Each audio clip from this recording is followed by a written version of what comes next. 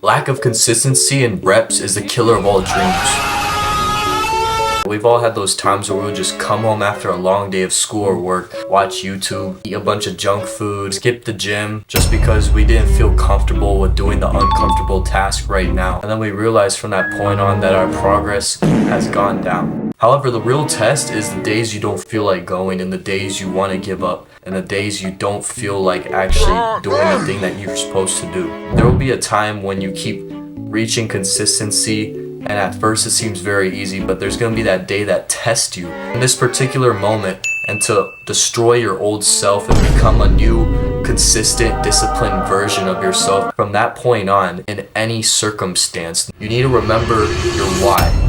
And this will basically cause the things that were once hard for you to start becoming enjoyable and not even feel like a task anymore, but feel like second nature to you. Now your brain is getting used to the fact that it still has to do the task and the hard work to be successful, no matter what circumstance, what excuse, or what you're going through in that moment. Just like what Alex Hormozi said, it's not the product that you sell, it's how many times can you sell that product. I built wealth without reading a book a week, without making my bed, without journaling, without a 2-hour morning routine, without giving up alcohol, without giving up Netflix, without waiting to marry, and without leverage. Because the only thing you actually have to do is find shit people want, sell it to them for more than it cost you many times. It's the repetition and doing the hard work over and over again, over the months, over the years, and the time that has passed. And there will be many things along the way that will try and push you down from completing that goal or getting to the point that you want to get at. Well, that could be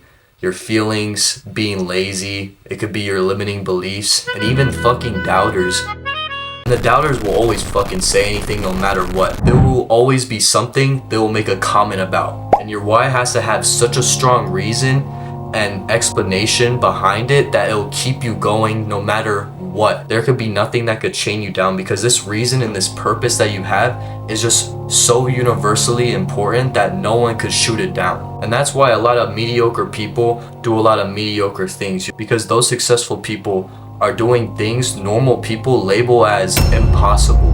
And when you start to become consistent with your work and your hard work ethic, then consistency starts to feel like an easy, enjoyable feeling for you. And the feeling of hard work starts to feel like an everyday thing you want to accomplish, because that feeling of dopamine that you get is like, oh yes, I got that task done. I just made so much progress. I'm now 1% more successful on my goals.